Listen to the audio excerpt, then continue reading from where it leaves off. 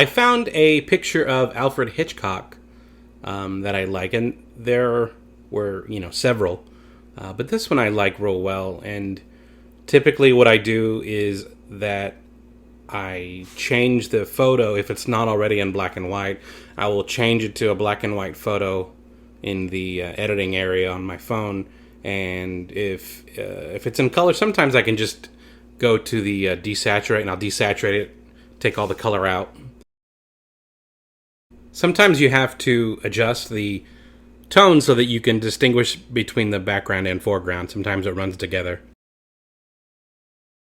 A good rule of thumb for me is to frame the picture that you're going to draw in your phone to match the proportions of your paper. I like to start at the top left part of the head and work my way over to the right and then down, and then hopefully meet on the other side. I also like to wear a special glove for drawing, and you can get them on Amazon, any art store. It just protects the paper from the oils in your hand. I have a tendency to swipe eraser dust out of my way or whatever else out of my way. It's a bad habit, but at least this way I protect the paper for the most part.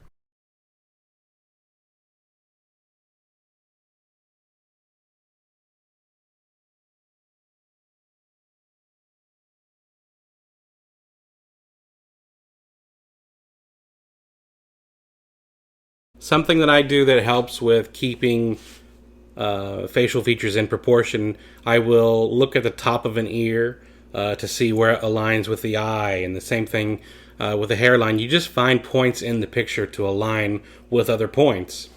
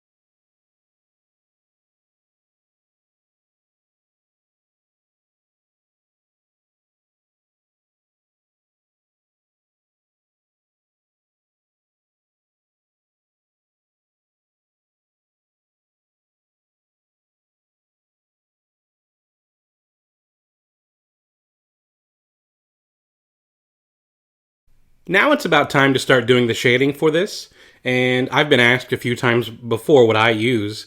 There's a few things you can use. There's a lot of blending stumps. That some are called tortillons, which is a different kind of thing. Some people use tissues, which I do as well. But my main thing that I use is a beauty blender. Those beauty sponges that you see, and those work really, really well, and it applies a really smooth effect. What I'm doing is using a graphite powder that I've scraped off graphite refills. There's various shades. There's, HB, 2B, 3B, 4B, all the way up to 8.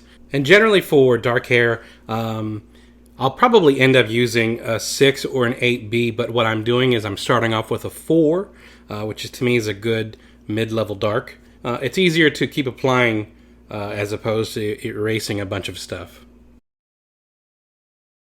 For shading the face, I like to start off obviously real light and get darker when I need to, and I'll go over a little bit with the Beauty Blender, and then I'll go back over with finer detail with a blending stump. To add highlights to any pencil portrait, you need good erasers. Prismacolor makes some good stuff. Prismacolor has a triangular eraser that really helps add detail. Hair is one of the hardest things for me to ever figure out how to do, and I don't even know if I've really even figured it out. I've gotten a little better at it, but I'm always trying to improve.